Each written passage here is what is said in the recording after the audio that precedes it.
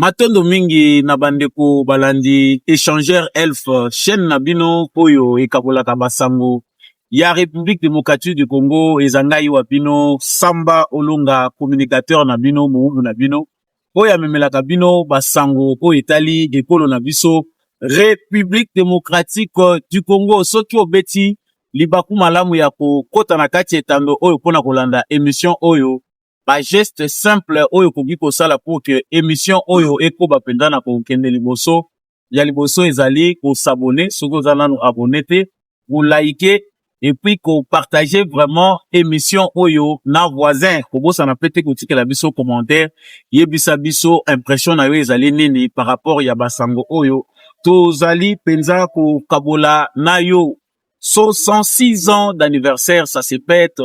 En tout cas, ba Congolais ya République démocratique du Congo oyo tozali lelo ezali fête ya munene ya lipanda 66 ans ezali déjà mutu moko akomi assez mature, assez vieux pona kozwa ba décision na ye moko ezali information ya liboso oyo tokobanda nango basango na biso mokolo lelo sango ya mibale ezali discours ya tata mokonzi ekolo boyebi que président de la République azalaka chaque fois na rituel ya ko s'exprimer topé ko sala allocution lors de la célébration de l'indépendance de la République démocratique du Congo et Félix Tshisekedi a dérogé te na makambo yango kolanda nini au président lobaki impact nango ezali nini par rapport ya actualité politique ya République démocratique du Congo Samba Olonga zali wana pona ko manyola bino penza boyeba ma ezali koleka na mboka sangwa mibale oyo tokolobela na kati émission oyo ezali ba propos oyo ezali teni na misa oyo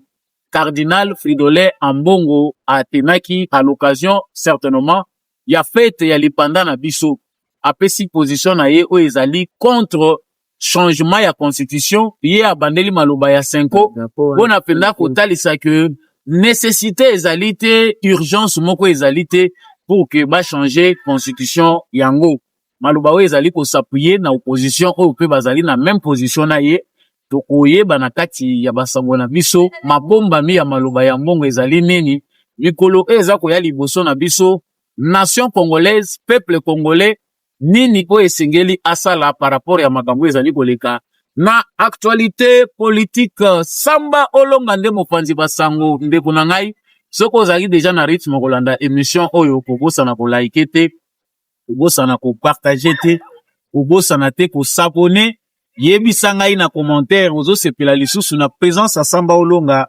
depuis wapi na République démocratique du Congo soko lingi kozwa ngai numéro eza na esa etando na yo ekoki ko permettre que o contacter biso malamu. Voilà, je reviens sur l'actualité comme je venais de le dire. Actualité à Liboso ezali aujourd'hui 66 ans depuis que République démocratique du Congo ezui indépendance. Nini oyo indépendance ememeli biso en tant que Congolais? Est-ce que gouvernance ya mboka ezalaki ndenge nini? Lelo est-ce que tozali ko espérer, tozali ko célébrer indépendance ou na inquiétude, topé tozali ko croire na venir? En tout cas pona kolexela bino tango mingi te na yebi ke bisika nyonso boza kolanda ngai. Joyeux anniversaire, joyeuse fête de l'indépendance. Na baignon so bozo landa biso depuis Kinshasa, bokolanda biso na mikili ya poto, boza na Canada, boza na États-Unis, bozali partout en République démocratique du Congo, Goma, Bukavu, partout, en tout cas, fête et l'amour ya indépendance. Et l'autre tokoki ko retenir malamu ezali d'abord que l'indépendance de la République démocratique du Congo était un départ. Il y a liberté, il y a indépendance, na gestion en mboka na biso. Mais pour esalemaki après, tokoki kozwa 32 ans à Mobutu plus les 20 quelques années, il y a Abdel na Joseph Kabila. Ezalaki gâchis munene pour na peuple congolais. C'était un vrai gâchis parce que peuple congolais a se retrouvé quitté na gouvernance. Il y a batu oyo depuis que l'indépendance Congo tozwaki yango kino Joseph Kabila a accueilli à Longwe na République démocratique du Congo Longwe mokonzi. Peuple congolais a souffrir mingi de la part des dirigeants. Ezali eloko oyo batu bazali koluka mingi ba se retrouver sous aujourd'hui le président Félix Tshisekedi oyo tokoyi kobosana te ki asali ba pas des géants. Papa oyo Félix Tshisekedi Tshilombo asali pendant 7 ans totikala komona ngo na mboka na biso te. L'inventaire ezali que 7 ans oyo ezali ya renaissance ezali kopesa biso penda fierté ya kozala ba congolais parce que makambo oyo nanu tomona te na bambula oyo elekaka. Plus de 50 ans oyo biso tozalaki kaka ko célébrer ba indépendance ya mboka na biso, totikala ko sepela na qualité ya gouvernance te. Lelo Félix Tshisekedi Fati Beton ndenge babengaka ye na bayinyoso balingaka ye apesi biso esengo. Nous avons l'espoir, la jeunesse peut espérer que lobi na biso ekozala malamu, avenir ekozala meilleur, et surtout que Congolais nyonso fois azala responsable pour que azala na esika na ye. Wana ezalaki vraiment coup de cœur pour na journée à lelo tozali ya 30 juin par rapport ya indépendance. Na koti sika wana discours ya tata mokonzi ya ekolo ndenge bino moko bozali komona ngo boyebi que président Félix Tshisekedi alobaki alobi mingi par rapport ya makambo etali mboka en dehors ya ba formule oyo ezali ya kosouhaiter ba ve ya malamu pona mboka. Il a parlé aussi na makambo etali politique nazwi ba élément mibale oyo ezali important ezali ko considérer actualité politique pena pona manyola ngo malamu. Président de la République alobi concernant loi référendaire. Pour le président de la République oyo azali très démocrate akangami na makambo etali démocratie. Alobi azali ko saisir cour constitutionnelle. Omonaki que Assemblée nationale na Sénat bauti kosala musala munene. Musala o Assemblée nationale na Sénat basali ezali ya ko modifier loi portant organisation ya référendum bapesa ngo forme ezali ya malamu pour que expression ya peuple congolais ndenge article 5 ya constitution esengi yango ezala malamu. Tomoni yango ekei pe na Sénat, Sénat peut apporter quelques modifications. Bango ba valider yango nde eke pa mokonzi yango. Mais lokola une catégorie de Congolais bazali d'accord te, bazali komona que loi wana ezali anticonstitutionnel. Biso toyebi ke baza kokosa. Toyebi ke ba revendication na bango to pe contestation na bango ezali fondé te. Toyebi que c'est un groupe de malfaiteurs qui se sont réunis pour na kobare route na makambo ya malamu na mboka na biso. Mais tata mokonzi ekola lobi te lokola bango baza na besoin ya kotelemela biso naza komema bango tina suka parce que bango balobi ba porter plainte na président balingaki ba porter plainte na président Tshisekedi parce que azali kosala coup d'état constitutionnel. Balobi il faut ba marcher ba kende na palais de la nation parce que Tshisekedi azali ko violer constitution alinga sala coup d'état. Yango mokonzi mboka alinga lakisa bango leçon ya démocratie. Leçon ya démocratie ezali que biso nyonso tokokende na cour constitutionnelle. La loi référendaire o eleki déjà na parlement et ye na maboko ya président alobi azali kotinda yango na cour constitutionnelle pour que kuna cour constitutionnelle o azali na pouvoir o epesameli ye alandela yango lisusu malamu atala soki ezali ko violer constitution tote si malango bakozongisila ye pona promulgation. Biso bai oyo toza déjà déterminé na yebisaki bino ye biso ba mususu tokotie la constitution rouge te. Le peuple congolais dans son ensemble est déjà d'accord avec Félix Tshisekedi. Mais le rôle les ana bazoyo catégorie ya batu koyo bazokanisaki pour eux. Il faut que base à la soki convaincu na lolenge nini. Tomoni ke ekei na cour constitutionnelle. Après la cour constitutionnelle, ça sera la fête. Le peuple congolais aura tout son choix à travers le référendum pour que la constitution soit changée, tout soit meilleur ou ezali constitution. Donc, président de la République na makambo etali changement ya constitution azali clair. Be liboso na discours ya président de la République alobi boye. Eloko moko te ko justifier que pona expression démocratique na yo o bafoué ba règle o ezali mise en place. Yo koki kosala opposition awate. Boza na yo incapable ya kosala opposition o esengela mina ndenge ya démocratie. Mais au monio kende ko simba mandoki boya ko revendiquer bandeko na ngai. Le président est clair là-dessus, il n'est pas question PO toza ko luka sécurité malamu toza ko luka tokoki ko tronquer yango te na ba petit ya bato. Mutu moko boya azana esprit ya bomoyibi na kati na ye azana esprit moko ya kibandi parce que yango eza héritage au constitution ko etikeli bango. Aya ko intimider biso pour que po biso to simba constitution ya okende ko simba mandoki Je pense que le peuple congolais est assez mature. On a pour se charger d'un problème au niveau na yemoko. Le président de la République a tout dit dans son discours. Nous sommes tous soumis aux règles démocratiques. Soki au monique aux capable ya kosala makambo nyonso dans un débat démocratique au convaincre le peuple congolais. Sala mokili na yo kati sanga muto koma ko betela bango to yebisi bango soki Congo ezo se pelisa bino lisusu te bamboka ese belé ya boke.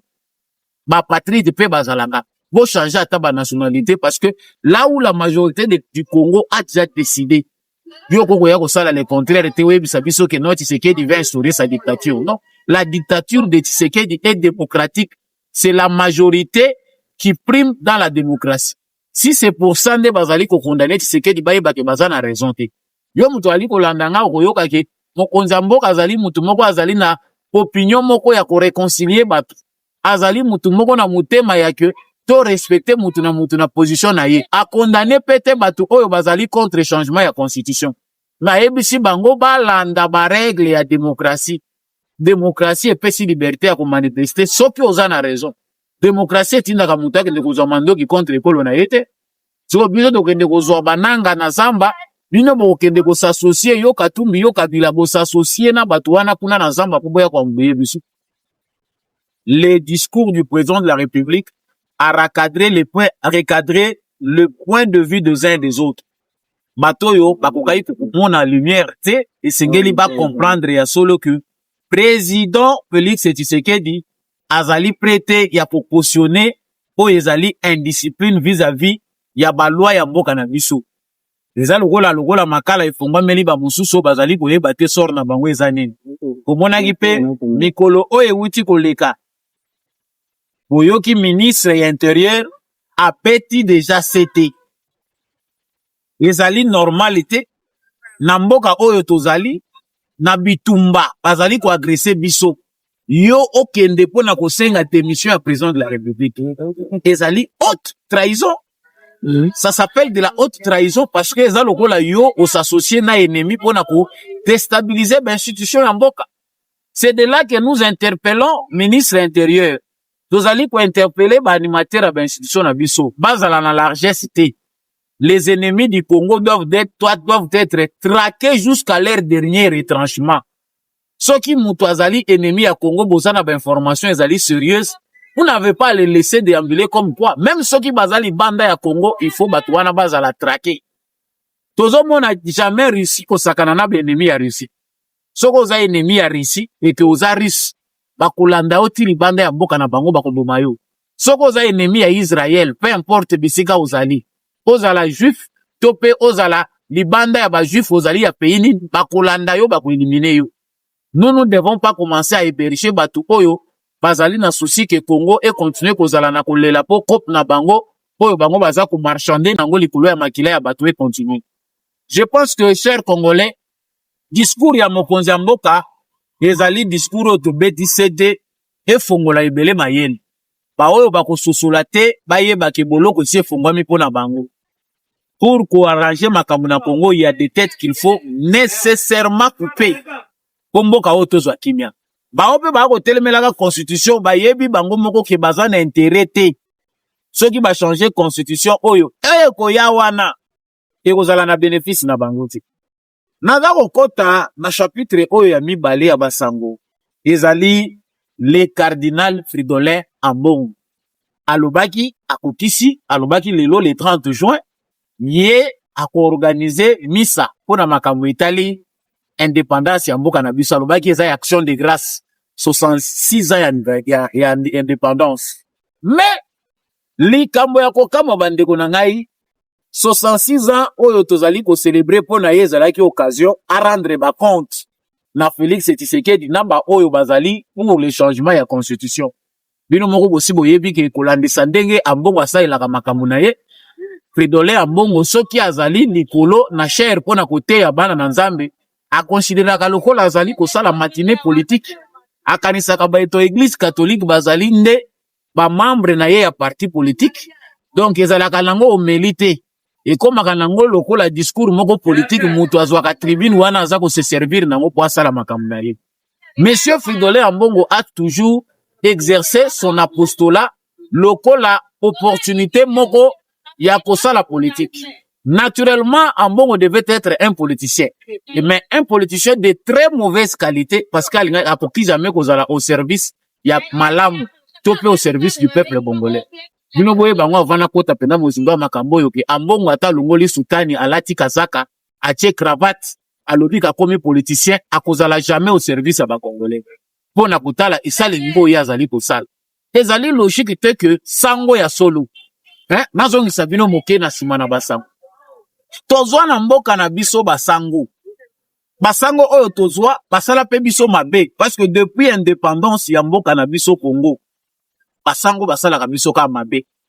Ezali pamba te bomonaka Patrice Emery Lumumba kolela. Patrice Emery Lumumba lobi basango bazali toujours kobebisa makambo na mboka. C'est depuis l'indépendance ya mboka avant to ya toko matina stade toko. Ba cardinal baleki ebele. Même Laurent Mosengo Passini a paix à son âme. Il nous a aussi fait du mal parce que c'est à cause de lui que par résolution Nyonso Ebima na conférence nationale souveraine na 1992 ils allaient appliquer. C'est lui qui a été utilisé pour saboter par qui Nyonso la conférence nationale souveraine. Mais cardinal y a diarrhée verbale. Cardinal y a biloba loba o ya rataka kopite o yo tozui c'est Fridolin Ambongo. J'entre maintenant dans le vif du sujet. Fridolin Ambongo aleki lelo azali koyebisa bakongomani oyo tozali alobi ya liboso constitution wana kolinga ko modifier yango ezpona kozwa 3e mandat eza eloko ya sepeli na ngoti eloko amibale azali ko soutenir oyo ezali maloba oyo utaki na lingomba na bango ya 5 ans oyo bazali koloba kinya ni nécessité ni urgence pour na ko changer constitution. Lokola nécessité ezate pour na bino basango. Urgence pe ezali te pour na bino basango pour que to changer constitution. Biso nyonso pe to lobage la constitution du Congo qui est une mauvaise constitution de belligérante selon tout ce que nous avons comme élément. Ezali nango nécessaire te to changer ngo parce que Ambongo mutalobi na banza ezali lokuta. Sango oyo Ambongo azako yebisa biso ke bakoyi ko modifier constitution te pona kopesa 3e mandat ezali kokende à l'encontre ya ba règles démocratiques na banza avant Fridolin Ambongo aya kozwa courage ya koloba ndenga lobi awa bolanda ki président de la République Félix Tshisekedi na point de presse oya tenaki concernant débat oyo ezali en cours alobi la constitution ezali piblete constitution na ba société nyonso bato ba debataka pona kotala ndenge nini bako ko faire évoluer société na ba alobi que soki peuple congolais yemoko andimi ya solo ke sengeli ba changer constitution. En tout cas, ngai naza d'accord. Ce pe balobi balingi ba pesa nga mandat ya bisatu. Nakoboya te parce que je suis au service public. Sikoyo yo Ambongo na lisanga na yo. Nga na bengaka ngo orchestre. Orchestre oyo Ambongo soki boyebaka tina nango te. Orchestre oyo ejouaka rôle kaka soki biso Congo vous allez face à dessin na biso tolingi tosala likambo ya malamu. C'est à ce moment précis qu'on utilise Ambongo pour baya ko bloquer biso po ba Congolais ba s'exprimer te. Est-ce que tous êtes d'accord que chaque fois Ambongo aya ka kokota na makambo na biso, que ça soit les élections, que ça soit n'importe quel changement? Non. Aussi peut te répondre que le peuple congolais est le seul souverain. Ambongo aza ko prêcher na wenzi. Na pesa bino ndakisa, enda solo bana bino awo. Bandeko na biso ya Goma na Bukavu. Oyo baza prise en otage par les Rwandais. Tango babimi na balabala bazo manifester baza ko encourager président Tshisekedi balobi fachi beton yo nani pobo ya fachi Ambongo azolanda bango te. Ils sont à Goma là où il y a la guerre. Ils sont à Bukavu là où il y a la guerre, là où les Rwandais les ont pris en otage. Ils ne se sont jamais intéressés nakati bano babimi wana ba catholique bazate basa pe nakati mais bango basi ba décider une décision qui manifeste o ezali opinion ya peuple congolais balobi botike la biso Tshisekedi siko lokola yo Ambongo na ba petit na yo individuel yo na chole bolobi te na lingomba na bino lokola Union européenne assez engagé bino bozali ba sous-traitant na ye il faut biso ba congolais poto se décider to ya kotuna ka bino na bandako na bino. Ça c'est une bêtise oyo biso moko to pesa ki nzela na République démocratique du Congo ba imboka na banza kanda na zana ngo partager ngo pe na voisin ko bomba ngo yo moko ti like vidéo otindela voisin ambongo aza kosala maseki na makambo mboka. Ce n'est pas à ambongo d'empêcher le changement ya constitution na République démocratique du Congo. Ce n'est pas à ambongo de décider à la place du peuple congolais. Le peuple congolais est le seul maître, il est souverain. Tout le monde y est asali au milieu na lobaki abengi ba jeunes catholiques. Les jeunes catholiques que nous avons vus dans la salle, les ali ba Sesanga, les ali ba Kapund, c'est les Bruno Chibala, un autre voleur que nous avons trouvé là-bas. O wanande bato ya bengaki ba jeunes catholiques bango wana. Donc les ali sanga na bango bamoni que ils ne pèsent pas. Lokola baza opposition moko ya nzala baza na base te na sima na bango, ils doivent utiliser la base de l'église catholique. C'est que ambongo nda komi parrain o ya simbi bango lokola ye tango azolo bazo kanisa ba catholique nyonso baza na sima na ye. Te monsieur ambongo oza komikosa. Tu parles pour toi-même et ton organisation. Les catholiques ne peuvent pas cautionner une bêtise. Kyo tango kendaka kuna ba catholique mutu batindaka yo. Peuple congolais mandata yo. Cette bêtise doit cesser en République démocratique du Congo. Eza lokola biso tokoma bayuma, bino nde boliaka na mokongo na biso. Vous vous êtes enrichis en désordre sur les dos du peuple congolais. Ba congolais basi ba mesana kotala bino chaque événement bozalaka wana. Biso tozo kanisa ke bozo compatir na biso ndenge tomonaki na opposition na époque Etienne Tshisekedi. Nzoka nde eza compassion te. Bino bosalaka nde cop. Cop wana, cher congolais, il faut aussi lisa yango. Monsieur Fridolin Ambongo est le chef de file de cette opposition à la rwandaise. Une opposition oyo ezali manipulé par les Rwandais et quelques pays européens, voire occidentaux. Toko supporter yango lisusu te. Yango boko mona ke ba événement monsieur ko salema na mboko ezana batu bako betama parce que le peuple congolais en a assez. Ba pesi biso Tshisekedi netinga na zolo bawa na za jeune.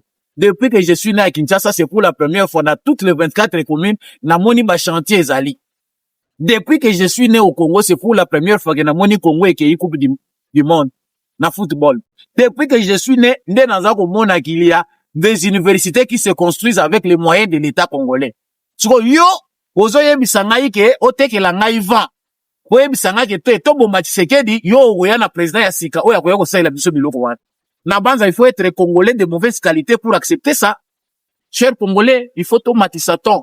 Makambo ekoya liboso awa ba émission spéciale eko salema. Na bato bazo sosolate, yebisa voisin que constitution va changer en nous. Parce que Tshisekedi a derrière lui tout le peuple congolais. Et les Congolais de bonne qualité ne doivent pas être convaincus pourquoi on change la constitution. Quand la constitution va jouer kango, balobi que Teza Mabé, na 2006, UDPS à Lobaki, Tshisekedi n'était pas prévu comme président.